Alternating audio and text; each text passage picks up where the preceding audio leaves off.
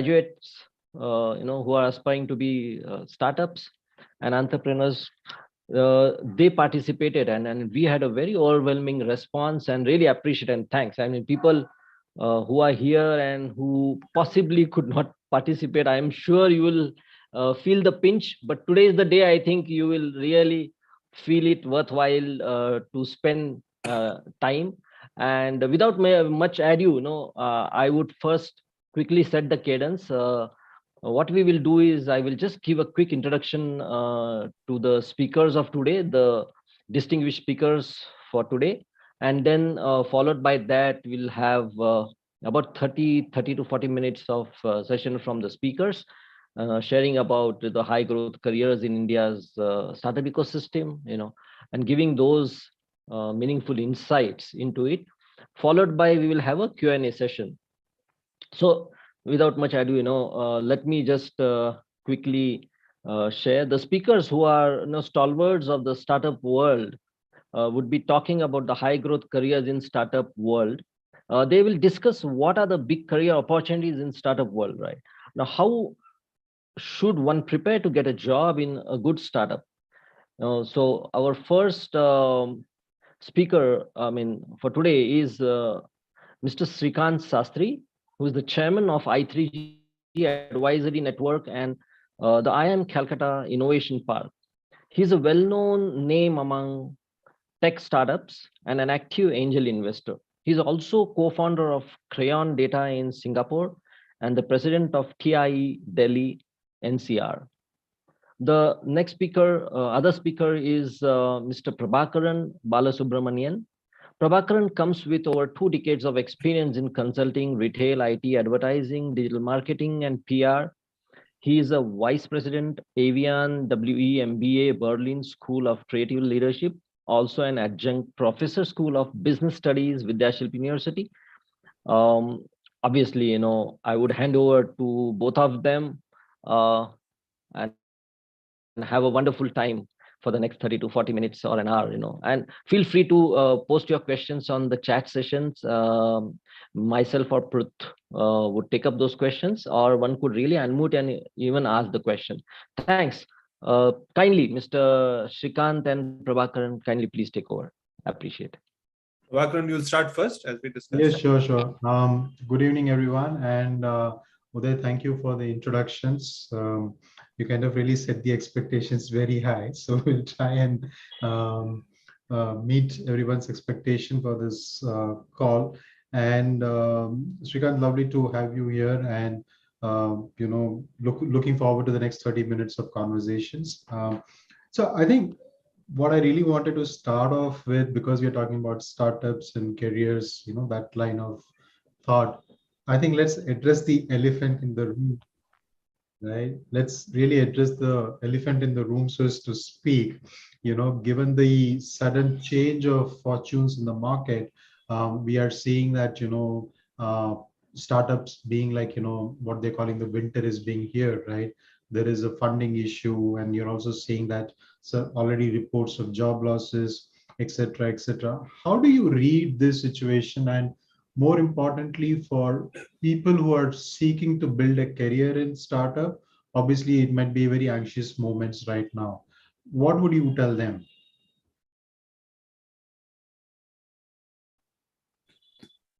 Sorry. Okay. So I'm going to start with a small story. Just yesterday, I was having lunch with a friend of mine who is now living in the US, and she was in India to be with her old mother. So she was telling me about her children. Her grown-up son, who's in his late 20s, I think. So I asked her, what is he doing now? She's the only son. When you meet friends, you ask them about their children, right? So I asked her.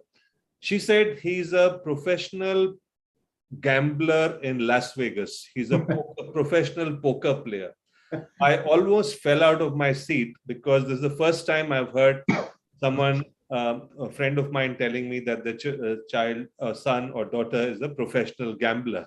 So I kind of jumped out of my seat, and I tried to understand whether it's a high-risk life, whether he is managing to maintain his sanity, whether he has ups and downs, etc.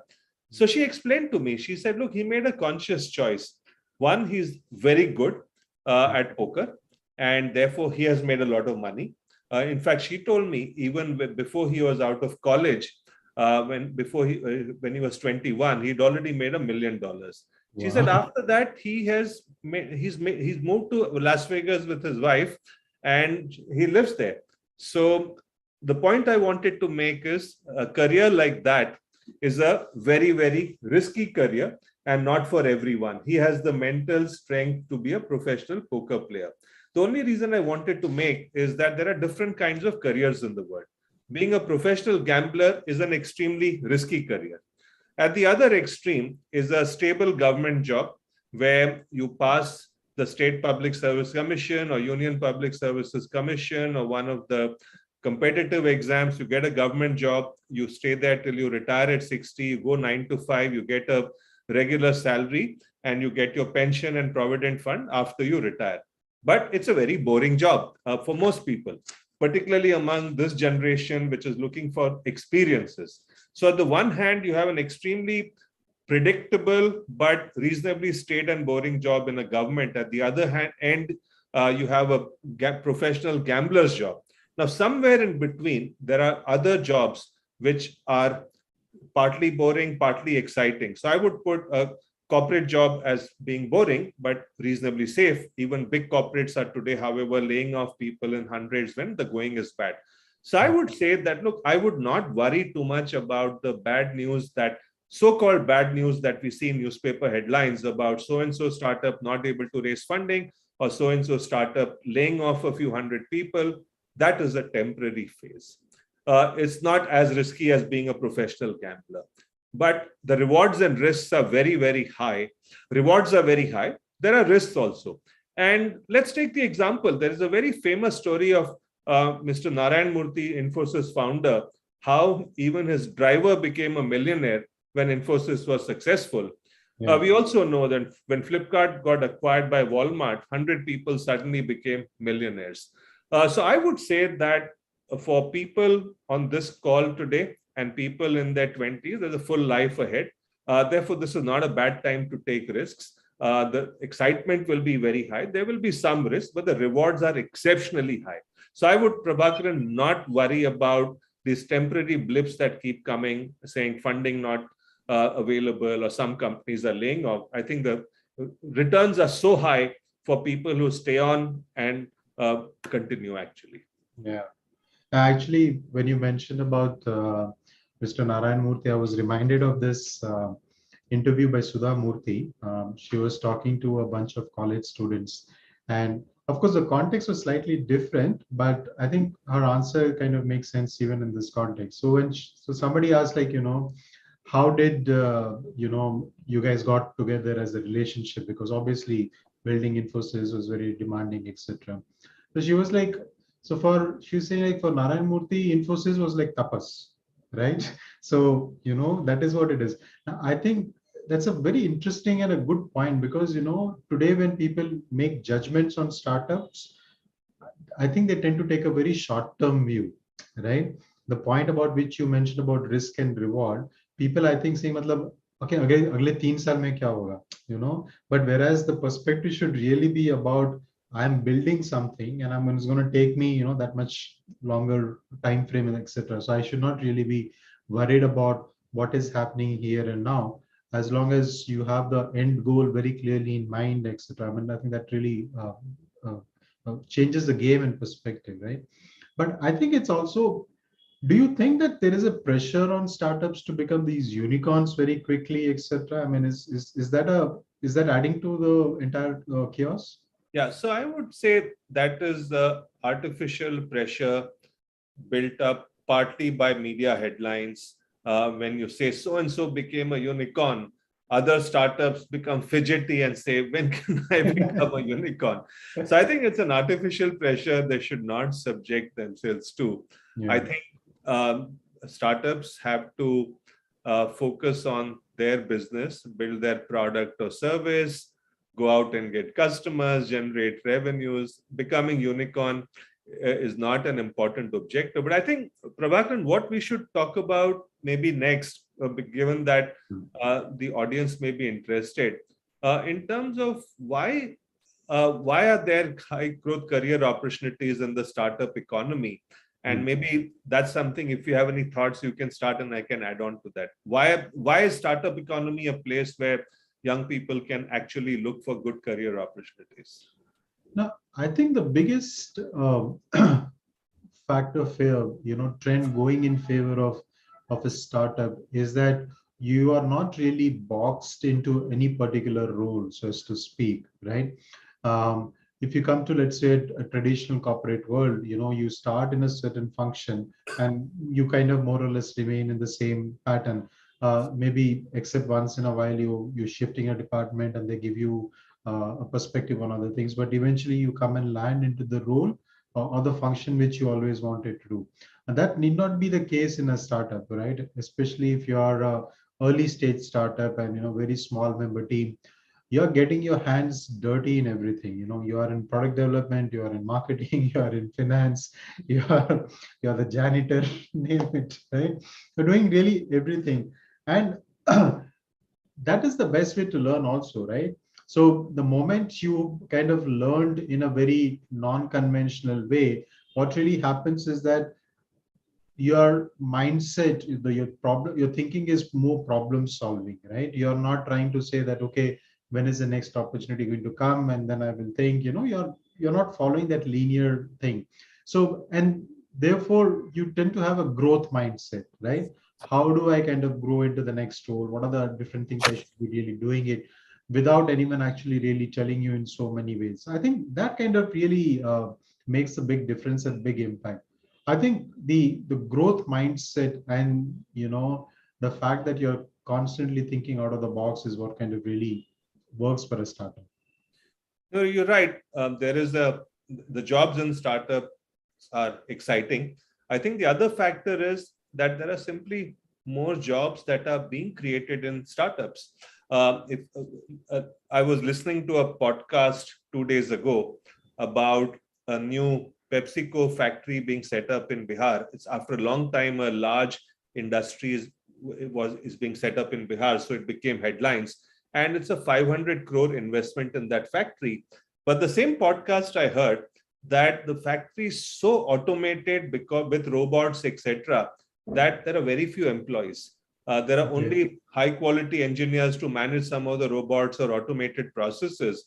So the point I wanted to make is that the traditional big companies, even if they are expanding, there aren't enough jobs being created there.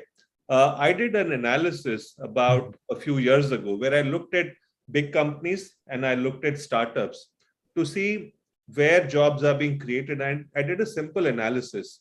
For every crore of investment made by a company, how many jobs are created? In big companies, less than one job is created for every crore of investment. Startups create 10 to 12 jobs for every crore of investment made. So we can imagine that startups are where more and more jobs are being created. In fact, the belief is that over the next, from now till 2030, startups are going to make a big contribution to the Indian economy in terms of jobs, which is why I think sheer number of jobs in the startup world are going to be high. And you made a valid point. There are different kinds of jobs. Yeah. If someone is a technical person, engineer, the opportunities are available in every sector of startup because there is a dire shortage of high quality engineers, product people in startups. And every startup today is tech enabled. If you love marketing, then every startup needs marketing because they need to grow faster. Likewise, if you're a person who likes Excel spreadsheets and data, there is a role for business analyst and data analyst in every startup.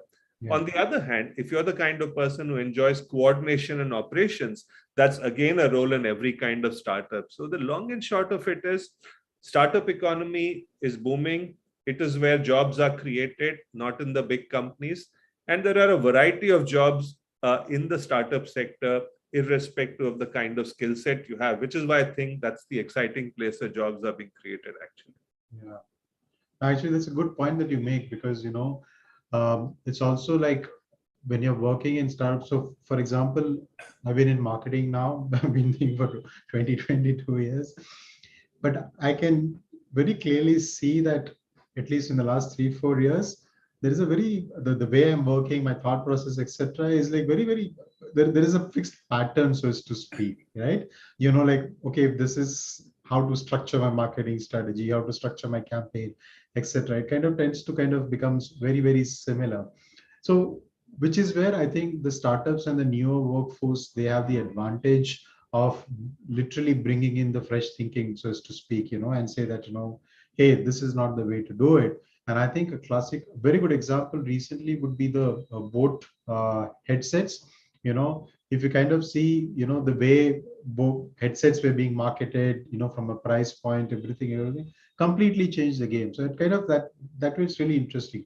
That brings me to the next point, which I wanted to discuss is, given the fact that we're speaking about job opportunities, roles, etc., changing. If you were to hire people for your startup, let's say completely fresh new startup, you're starting from scratch, it's day one for you. What is the kind of people are you looking at in terms of skill set, apart from those functional expertise or whatever?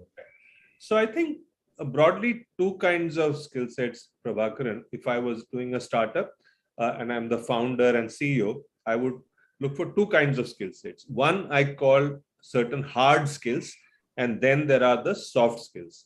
So if you look at hard skills, what are the kind of people I would look at? I would look at people with technical skills, engineers who can code, who can design a system. Because today, any startup that you do, it is, even if it's not a hardcore software company or a hardware company, it is powered at the back by technology, and therefore you need engineers. So that's one. Coding skills, system design skills, that's one. Second is, I would look for people who are active on social media, who can create social media ads, run campaigns, and therefore that's a skill which is very easy to learn. I think today everyone is innately equipped with those skills on how to kind of generate engagement or views on social media. That's the second one, because that's how create customers for your startup. The third is that I would say the third kind of skill is data, being able to work with Excel spreadsheets and data, because every startup is very number focused, because the number focused in terms of tracking how their customer base is growing, how customers are using their product, because the investors ask very hard questions. Show me how many customers you had last month, how many customers you have this month. So Excel spreadsheets are at the center of life in a startup. And therefore, being comfortable with that would be the third one. Then I would say that people who are generally good at operational skills, because in any startup, because it's a chaotic place, there's a lot of operational coordination. So if you're comfortable, if you're active in your college, in your cultural committee or the E-Fest or College Fest, and are generally comfortable coordinating with suppliers, partners, etc., that's an important skill to have. So those are the hard skills.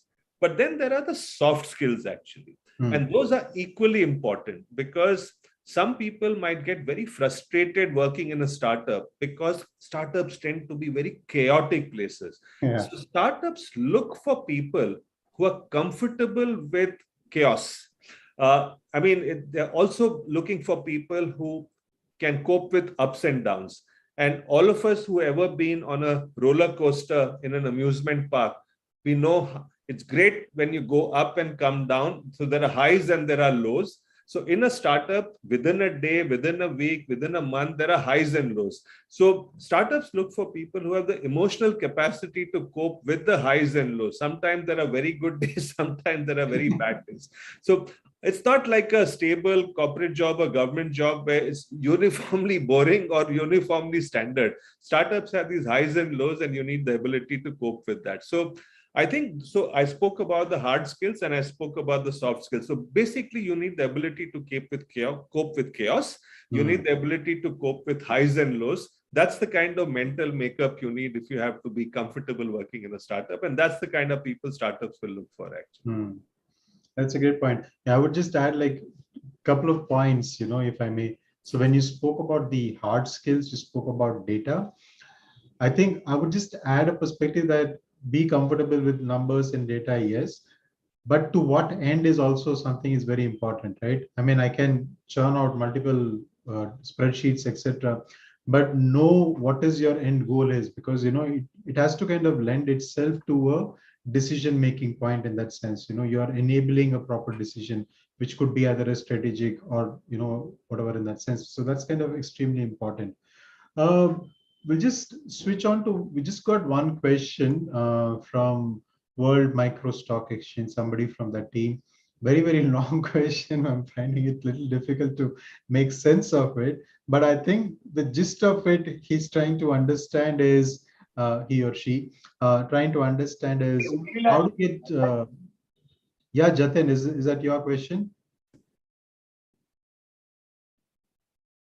Okay. So I think the person is trying to understand, how do you get investment in an early stage company? How do you navigate that space?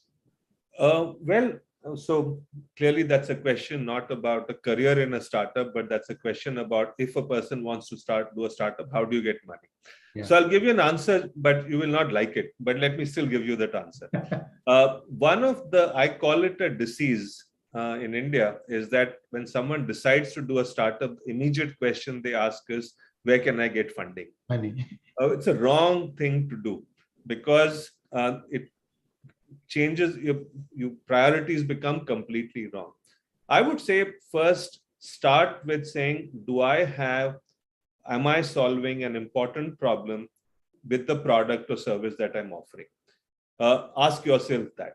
If you are, then first put a little bit of your own money wherever it comes from. I know that it's hard as a student or someone in the 20s to have too much savings, but even if it's a few thousand rupees, I think it's important, because simply your sense of commitment goes up when your own money is in the game. I'll give you an example. I started my business when I was in my 30s, and I had a car that I sold and put in. I had 5 credit cards which were maxed out. I put in that money. And I was in a job before that. I pulled out the Provident Fund money and put in there. Once you put in your own money, your commitment level goes up. So the first message is, you'll need to put in your own money, because other people who come in later to invest expect you to have skin in the game. So first step is, please put in your own money. Once you put in your own money, the next step for most startups, even though you may not read it in the media headlines are saying so-and-so raised $5 million and $10 million. But the next step after putting your own money is to get some money from family and friends. Now, family, and how is in India, we tend to be very, very embarrassed and cagey about saying, how can I go and ask family and friends for money? It will spoil a relationship. But I will change the argument for that. See, look at it this way. Tomorrow, when your company becomes a very big company, the same family and friends will come and tell you, Arey yaar, why didn't you give me any shares?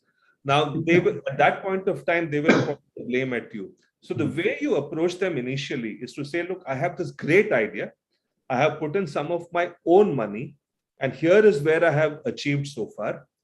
Would you like to come in as an initial investor and get some shares? I'm not pressurizing you. There's no moral pressure, but I'm just asking you because I'm asking all my family and friends. So if you approach 20 family members or friends, 5 of them will agree and put in some money. Raise that money, but keep it purely professional. With that money, you will make some more progress. If with your money, you have moved from A to B, with family and friends money, you will move from B to C. By that time, you should have made sufficient progress to go out with confidence to outside investors to say, you know what, my idea has made progress. I've already demonstrated my commitment with my money. I've also raised money from other people. Now I've reached point C. Are you now interested in investing in my business? That is the way to approach investors for money. Don't chase them, let them chase you. And in order for them to chase you, make progress that makes them want to chase you. That would be my advice. It is not that something that you would read in newspaper headlines, but this would be the most effective way, is my suggestion. Okay, great. So we have another question from Anupam. I think it's a very classic question, classic debate. Is it fine to start one's career in a large, stable organization, gain experience, and then go to startup? Yeah. So Anupam, it depends on whether you want to do your own startup or whether you're planning to make a career in a startup. If you want to do your own startup, yes, definitely I would suggest it helps if you get some work experience working in another company. It allows you to save some money also. Save some money, get some experience, see what mistakes other people are making before you do your own startup. On the other hand, if you want to start your career in a startup, then working in a big company, imagine you join a public sector bank tomorrow. That experience will be very different from what the experience in a startup subsequently will be. So joining a big company before taking up a job in a startup doesn't make sense, because if the big company is an old world, traditional, stable, boring company, you will get used to that lifestyle. You will get used to the lifestyle of 9 to 5, Saturday, Sunday, chutti, no surprises, no ups and downs. It will not prepare you for a job in a startup. So I would say if you want to work in a startup, start sooner rather than later. Yeah, I would just add to that, like, when you're talking about, I think Shrikant made that distinction about, are you looking at starting your own startup or you're planning to work in a startup in that sense? If it is the latter, I don't think you should be really trying to classify saying that, hey, I'm working in a startup or I'm not working in a startup, right? That should not be a classification at all. At best, it could be like, hey, I'm working in a fintech industry, or I'm working in a banking industry, or I'm working in an e-commerce industry, right? And what is the role, what is the opportunity kind of coming my way? And then you evaluate based on that, because it's quite possible that you might be working in a startup in a traditional sense, in that sense, but guess what, there are so many people already that there is not much growth opportunity going to coming your way, especially let us say if you're somebody from a non-technical background, if you're a non-engineering kind of typically startups tend to be engineer led or very technical driven in that sense. So I think the evaluation should also be more in terms of what is the growth opportunity that your particular role that is kind of really going to be offering you. That is something that you should look at. Shrikant, the other question, it's kind of an extension of this point, which I want to talk about, is another classic debate about this generalist versus specialist. And I think that kind of gets more zoomed in a startup world, right? How should people, especially in their early careers, how should they mold themselves? Go deeper, go wider? Yeah. So I think what tends to happen is that some people are lucky enough to know very soon what is their true passion or what areas are they good at. Unfortunately, I wasn't built that way, and a lot of people are not. For example, I went and did my engineering at IIT, and because my parents pushed me, and then I realized I was a terrible engineer, so I ran away from engineering. But so therefore, I think what is important is that in a startup, I would say, if you're a damn good engineer and you know that you're the best coder in the world, you know that you will be super successful in a startup in an engineering role or a product role. But in a startup, there are many. If you're not that kind of a lucky person, then you should go in with an exploration mindset. There are many roles. You may start, for example, the best role I would say, if you want to explore, is pitch for the job of what I call as chief of staff or executive assistant to the CEO or the founder of the startup. Yeah. Then you're like the shadow to the CEO or the founder. You get a bird's eye view and an in-depth experience of every aspect of that startup. That is a great place, because that then lets you decide, what am I good at? What is exciting for me? And then you can accordingly branch out subsequently. But unfortunately, the chief of staff or an executive assistant to a CEO, there's only one job role like that, right? So there are not too many jobs like that. But there are alternatives. every startup has multiple positions for things called business analyst, for example. In every function, they have people who work like business analysts. Likewise, every startup has multiple people in marketing roles, for example. Every startup has multiple people in operations executives role. Go into one of those roles, and when you go into the startup, keep your eyes and ears open, talk to your colleagues. If you're in marketing, talk to your colleagues in product, talk to your colleagues who are doing business analysis role, understand what they do. Internally, after you finish 1 year of marketing, pitch for a job in operations or in business analysis.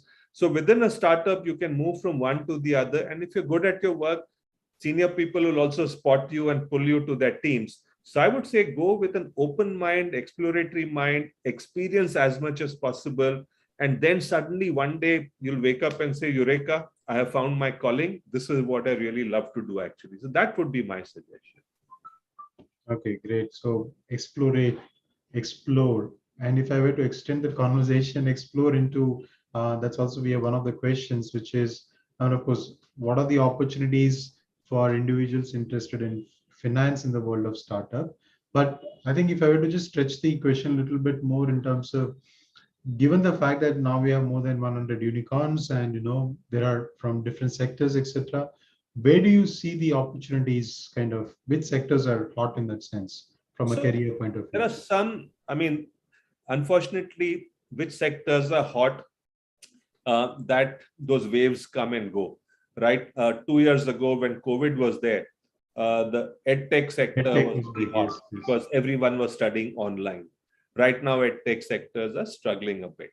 But fintech is very hot because India has a very robust backbone for UPI, Jan Dhan, Aadhaar, etc., which is creating so much innovation. So fintech is very hot, for example.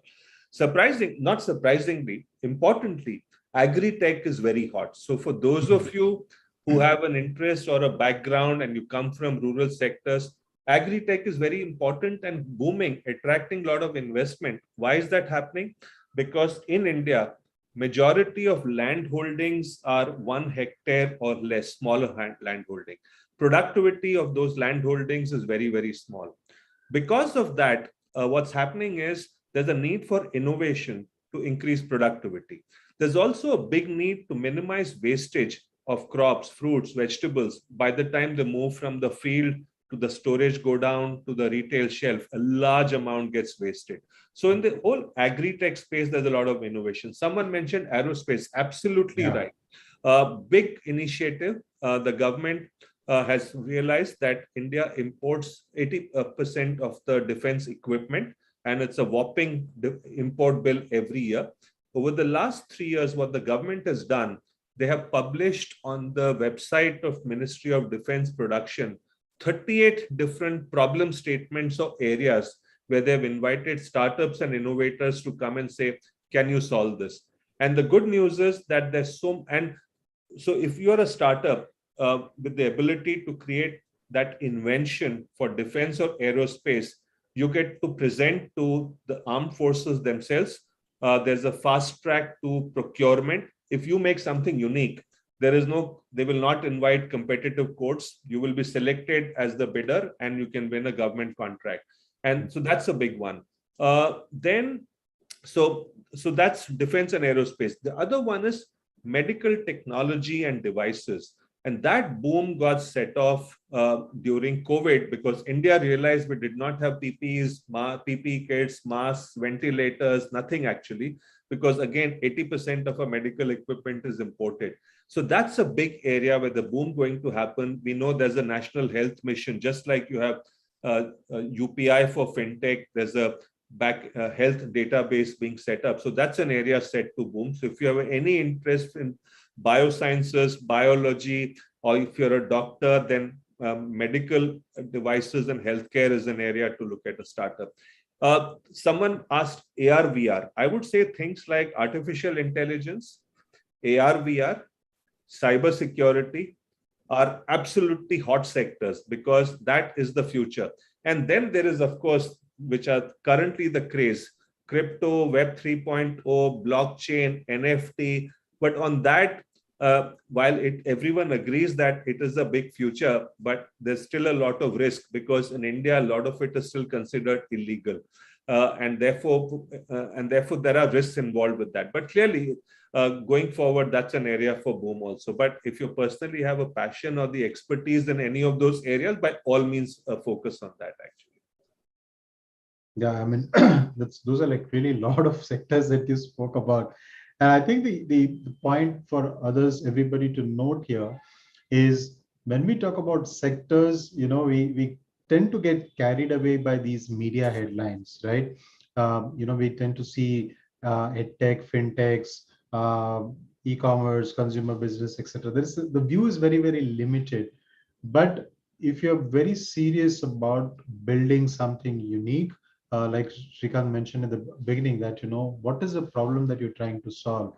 If there is an interesting problem to be solved, I think the rewards will kind of really follow in that sense. So don't really don't really have a narrow view of the sectors, so as to speak.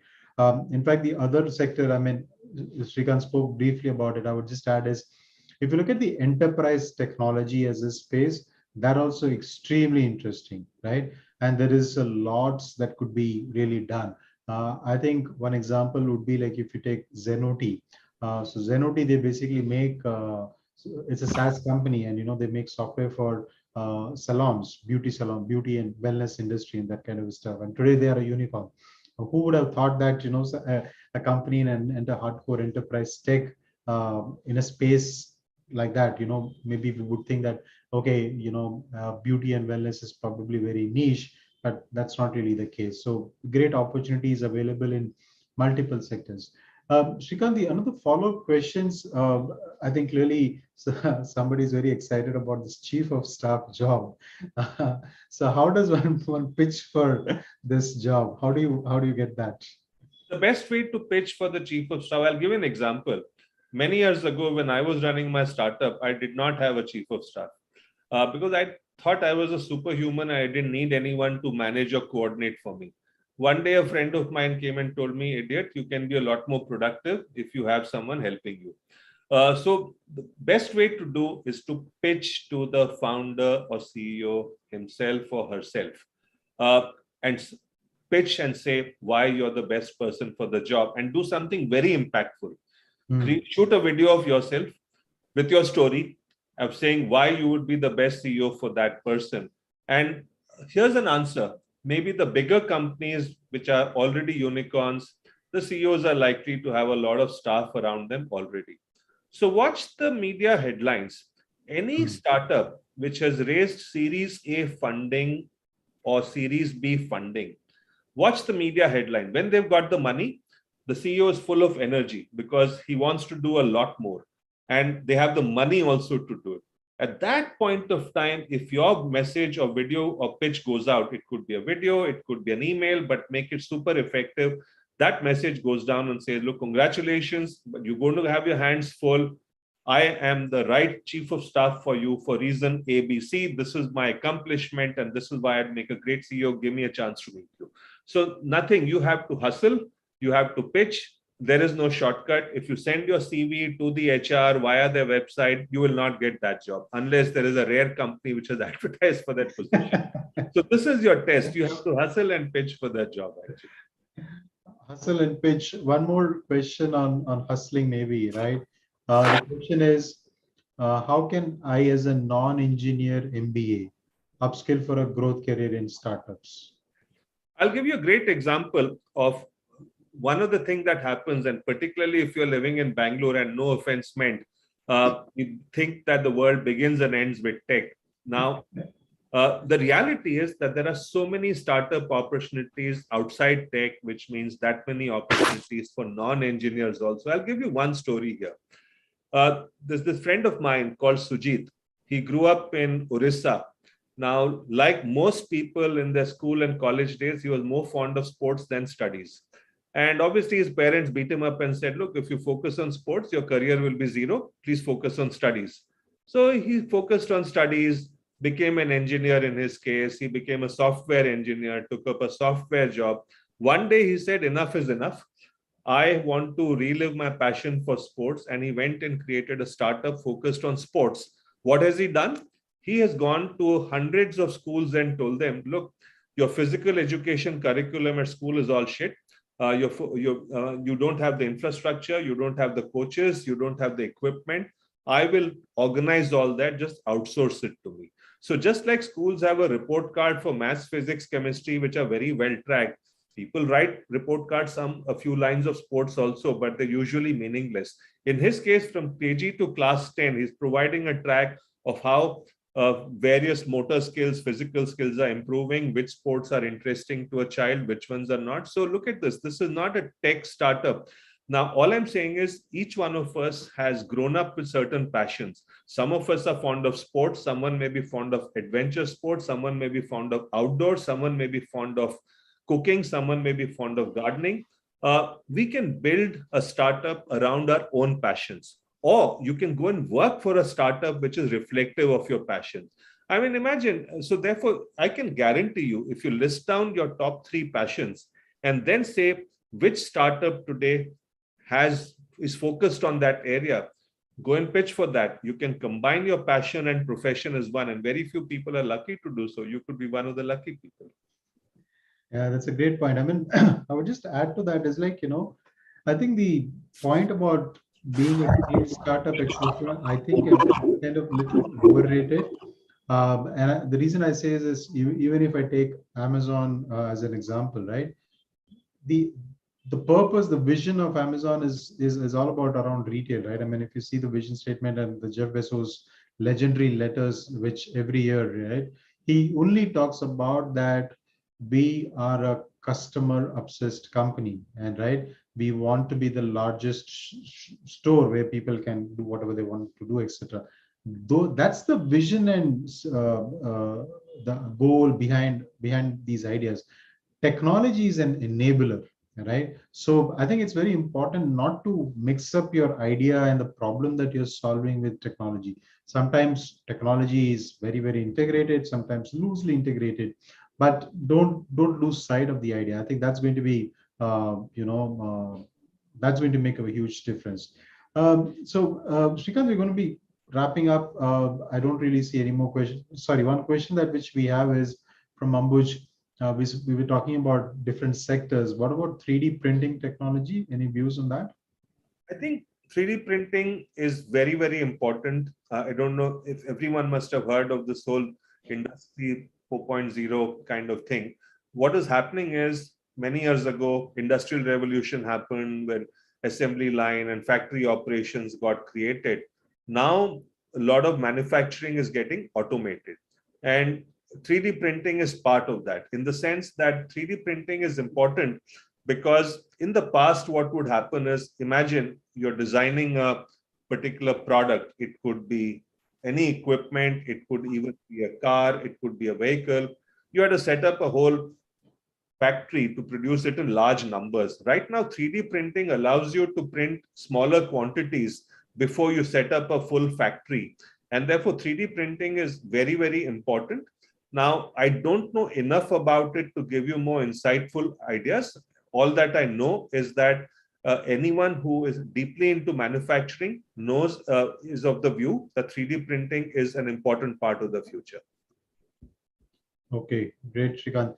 Srikanth, closing comments for Yeah. people seeking career in startups? Startup opportunities around ONDC. Now, it's a very topic which is very close to my heart. I'm doing a lot of work there for the benefit of others. ONDC stands for Open Network Digital Commerce. Now, just to give you an analogy, India has revolutionized financial payments thanks to UPI. Today, we know how easy it is to send and receive payments. India is miles ahead of every country in the world in terms of digital payments. And that happened because the government initiated the creation of a UPI infrastructure. The government is doing the same thing for digital commerce. They're creating a network called Open Network for Digital Commerce, which means that it's not like only the big players like Amazon or Flipkart or Meesho and others can do e-commerce in a big way.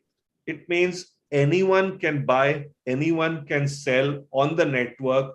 You could be a small artisan in a corner of India in Assam, and you want to sell to the world.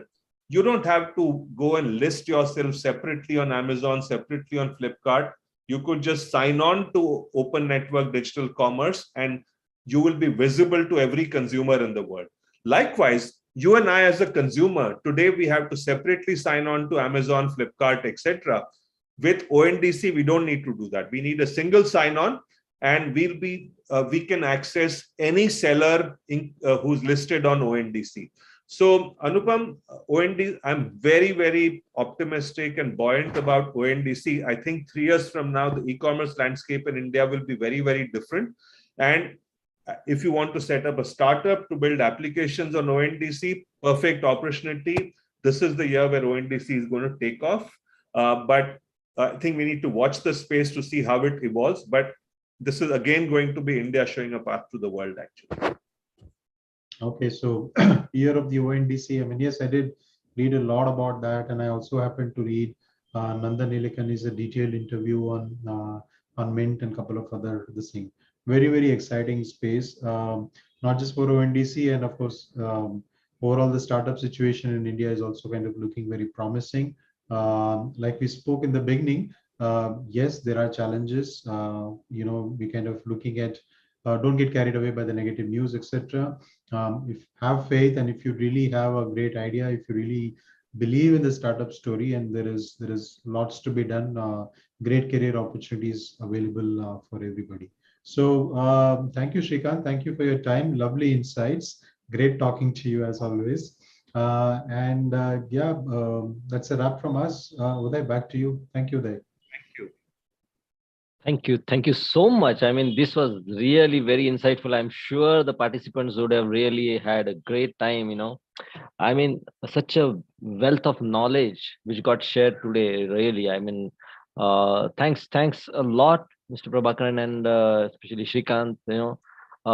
I'm sure, people would love to actually, people who possibly missed for any reason would surely love to go through this, and we would anyways share it on demand. So thanks everyone again. Appreciate it, and have a good evening. Yeah. Thank you. Bye.